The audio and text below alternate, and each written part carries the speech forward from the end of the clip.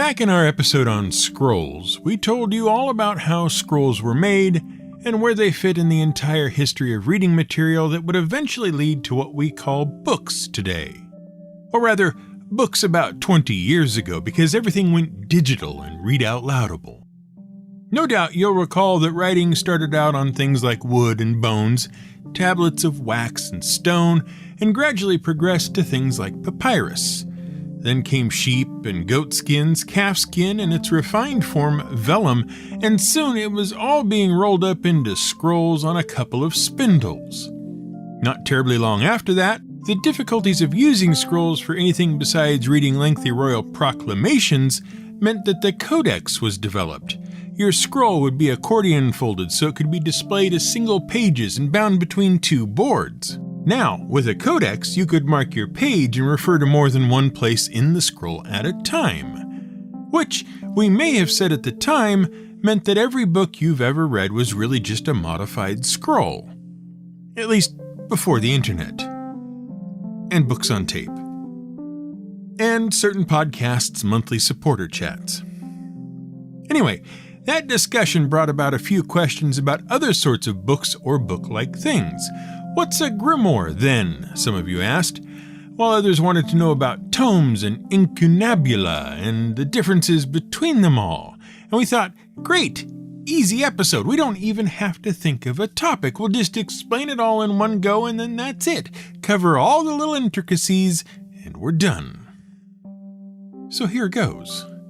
Scroll and codex you already know about. If not, go back and listen to the scroll episode, then come back here. A grimoire is a textbook of magic spells and summoning rituals used by magicians to call forth demons and the spirits of the dead, construct amulets and talismans, and prepare magical tools. Everyone used to make them, from the ancient Mesopotamians right up through the Persians, Greeks, and Romans, and on to the Jews, Christians, and followers of Islam during the medieval period.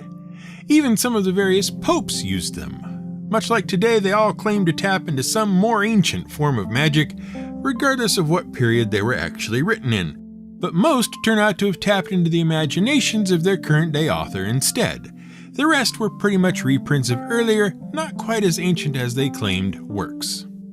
A tome, on the other hand, is a word used to refer to particularly large books, especially if they are one part of a larger set.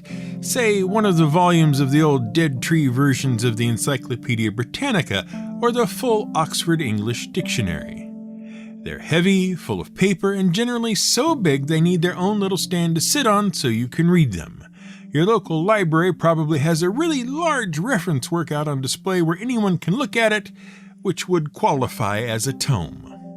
And an incunabulum is any book printed on a press before 1501, usually from a wood block rather than movable metal type.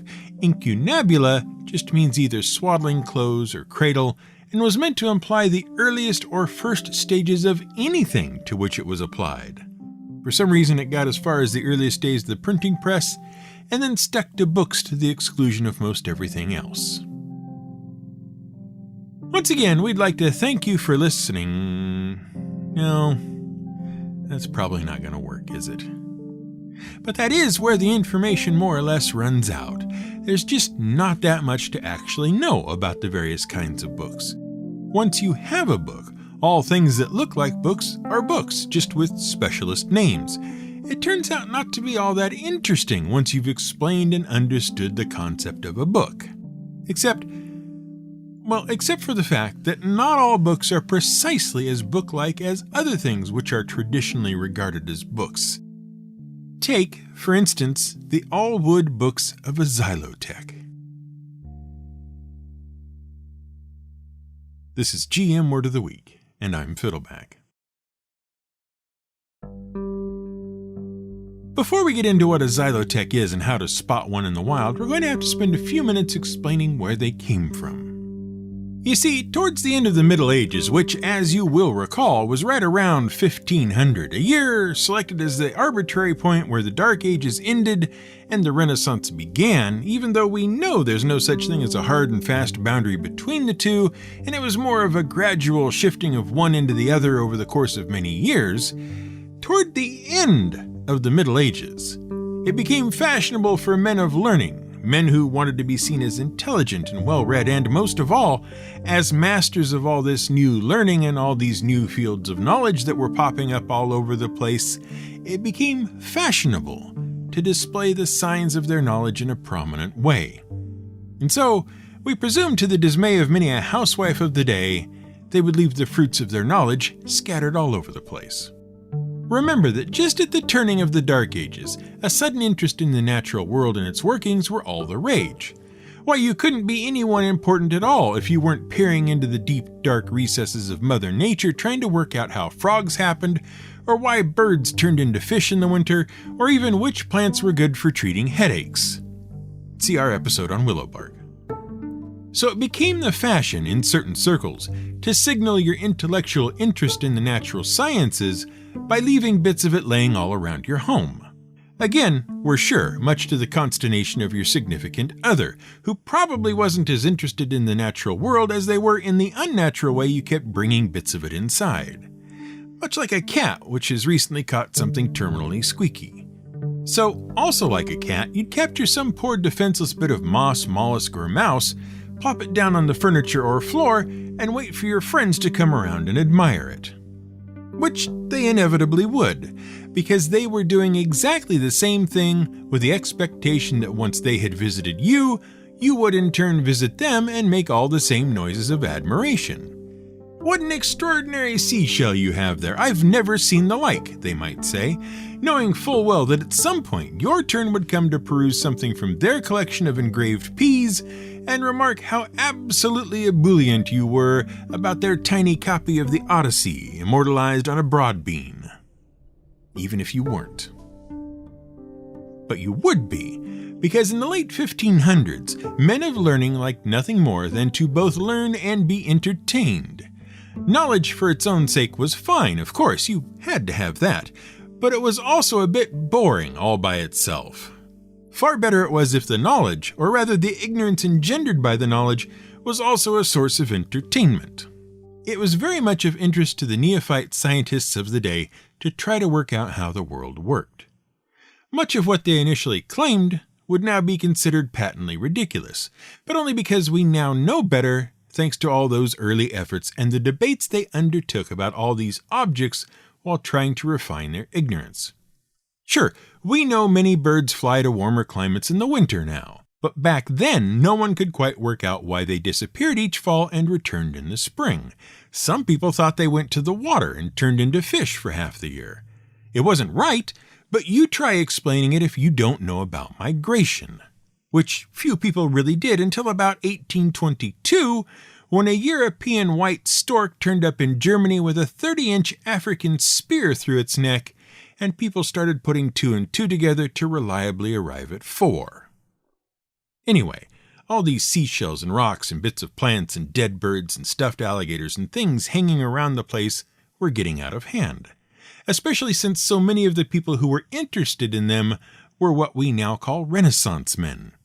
Which means that they were men who had a wide variety of interests, knowledge, and specialties, and were constantly experimenting on their ever-growing collections and learning more. Men of the Renaissance. And here we're just going to stop and say that yes, there were some women involved in all this too. But by and large, the people that got written about and remembered were the men. It's not right, it's not fair, but it is what happened. See, starting in the 9th century, something called scholasticism cropped up. Basically, it said that Aristotle was the best and smartest guy ever, and as such, you could save a lot of educational time by just studying Aristotle and his methods and your Bible. Hopefully, by a series of reasoned debates, Aristotle style, you could reconcile some of the many contradictions between, say, the philosophical world and your basic Christian teachings. Eventually, it worked so well that some people began applying the Aristotelian method to things beyond the Bible and philosophy as they explored the emerging new areas of knowledge. Except, of course, the average person wasn't allowed to and wasn't able to study the Bible on their own, by reason of it having been rewritten in a language they didn't understand: Latin. only certain people knew Latin. The common man didn't, so they found themselves cut off from the ability to independently learn about not only their own religion, but the world around them as well. So the pursuit of knowledge in medieval and Renaissance Europe was left, by and large, to the priests and clergy of the Christian Church. And so, they soon became the keepers of most of the free-range knowledge running around at the time. Aristotle and his philosophy and your religious dogma all came under the Church, and the Church only worked in Latin, and no one who wasn't already a priest was allowed to learn Latin, and this double especially excluded women, because women weren't allowed to hold positions in the Church in the first place. So no Latin, no schooling, nothing. Most women never had the opportunity to learn what they needed to learn in order to contribute to all the natural science going on by the time the Renaissance really got rolling. Eventually, thanks to numerous reforms and people entering and then leaving the clergy for a variety of reasons, but taking with them the knowledge they had gained there, it became possible for some men to know more and think about more than the Church would really have liked. As we'll see. Now, some women, a very few, mostly in and around Italy, did manage to learn Latin and gain access to other areas of the new knowledge through their husbands or fathers. This let them in a tiny bit to assist in making discoveries in the Renaissance world. However, the majority of Renaissance women who did contribute to science at the time did so under the auspices of their husbands, employers, or male friends. Tycho Brahe's sister Sophie helped him take notes on the Nova of 1572. John Dee, mathematician and magician, made observations of his wife, Jane Froment, as part of his studies. And the Italian naturalist Aldrovandi married his second wife, Francesca Fontana, not just because she had a sizable dowry, but because of her learning. Which is a good thing, too, because Ulysses Aldrovandi had a lot on his plate, what with being the father of natural history and a true Renaissance man, with a varied interest and knowledge in several different fields. He studied law, Latin, mathematics, and philosophy, and branched out from there into logic and medicine. But then, he said the wrong thing and got himself arrested for heresy in 1549, which most people would consider to be a bad thing. The getting arrested part, at least.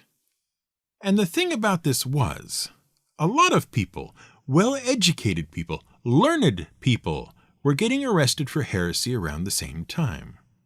All this learning about the natural world and then talking about it or writing about it was a real problem for the Church of the day, who felt threatened because not only was their absolute authority being called into question, so was God's.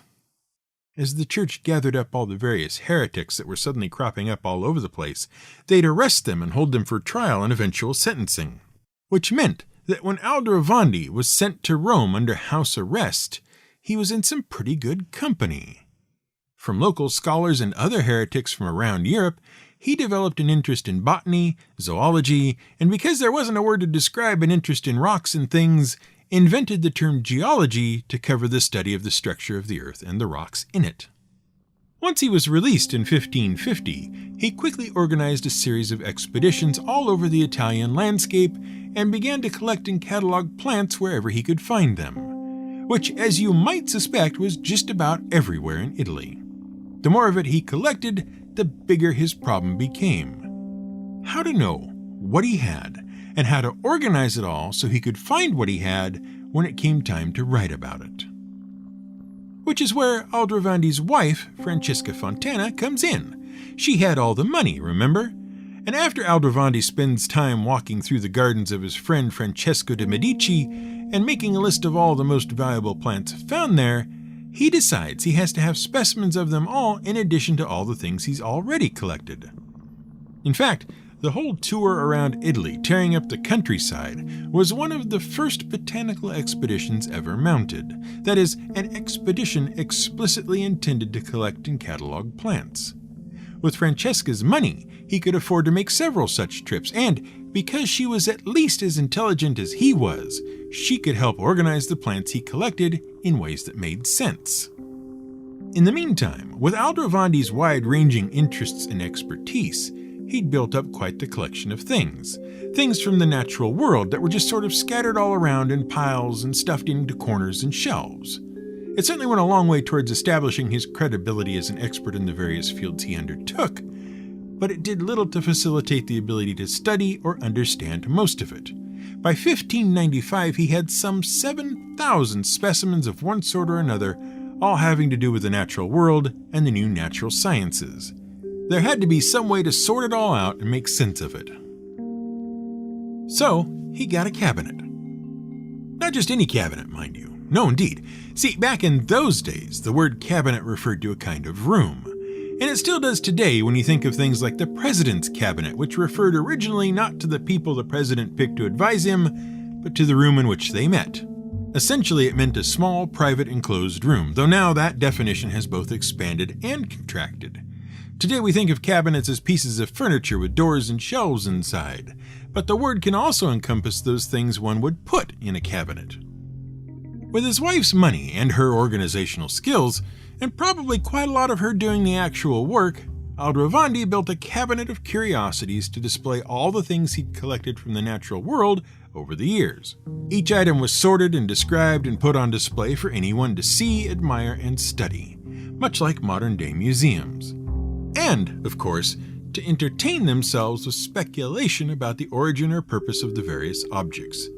Because, you see, the real fun was not in knowing precisely what something was, where it came from, and how it was used. The entertainment came in by trying to guess about the details and debate the possible explanations for an object's existence and usage. Facts were fine, but clearly defined areas of ignorance were more fun. And there was plenty to debate. Nothing on display in a cabinet of curiosities was meant to have a full explanation. Knowing everything about a thing removed the opportunity for actual curiosity. If you know it all, what is there to speculate about? Nothing. So most items in a cabinet of curiosity bore the smallest and most minimal labels stating at most an object's name and a very brief description. Take, for example, our old friend the unicorn horn, about which you can listen to our unicorn episode for more. Stick a horn in a cabinet of curiosity and tag it with the words unicorn horn, but actually it's a narwhal horn from the far north, etc., etc., etc., and you remove the entire possibility of debating whether unicorns exist or not, how best to catch one, and what magical properties its horn might have. If nothing else, we'd be out an entire episode, and the Renaissance would have lost yet another fun discussion about just what the world was really like. Much more fun was to be had the other way. And yeah, up to the point where we actually explain what we're on about, that does make this show a sort of audio cabinet of curiosity. So Aldrovandi and Fontana sorted out his 7,000 specimen collection, stuck little labels on it, and put it all on display in one of the largest cabinets of curiosity ever seen. We don't know exactly what was in his in particular, but many such cabinets would contain items from every emerging field of science of the day.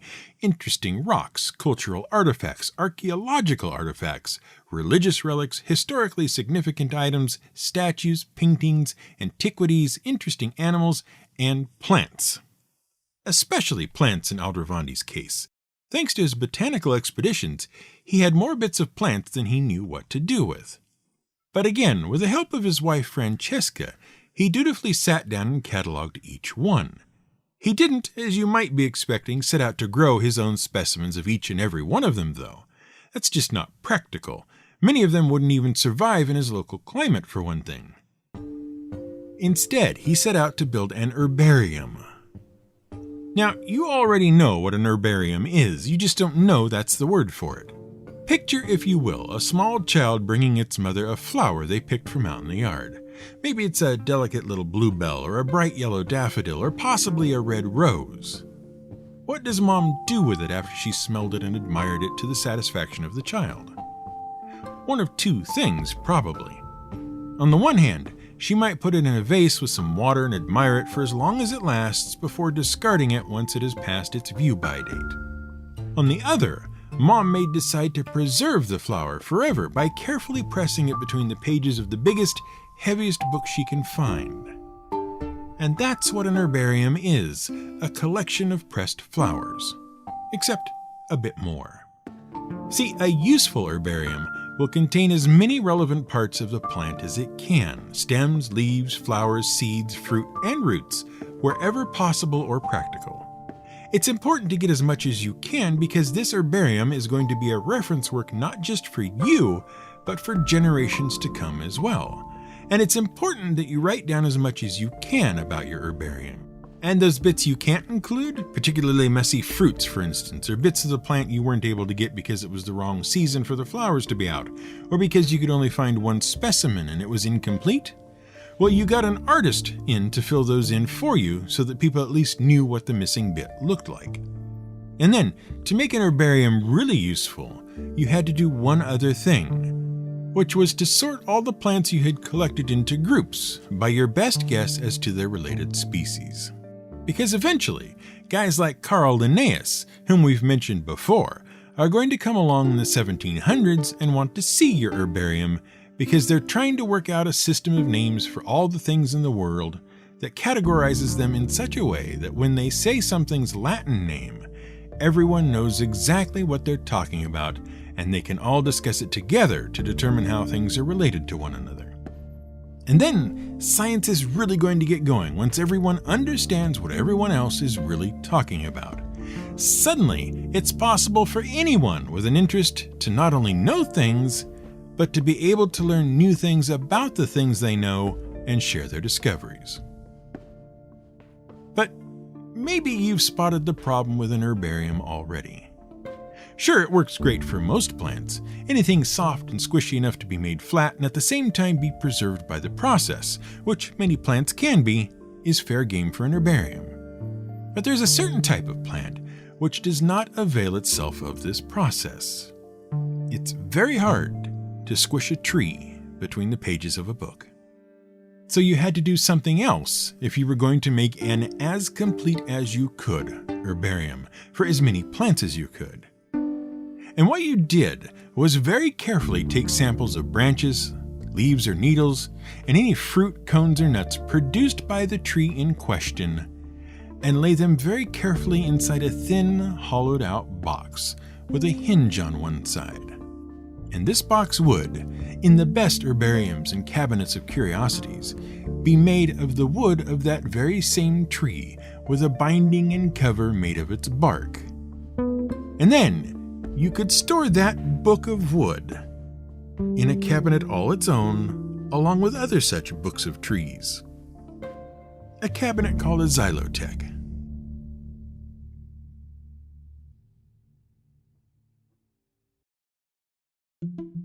Once again, we'd like to thank you for listening to another episode of the show. The presence of your ears is a delight, and we're quite happy to fill them with knowledge and entertainment.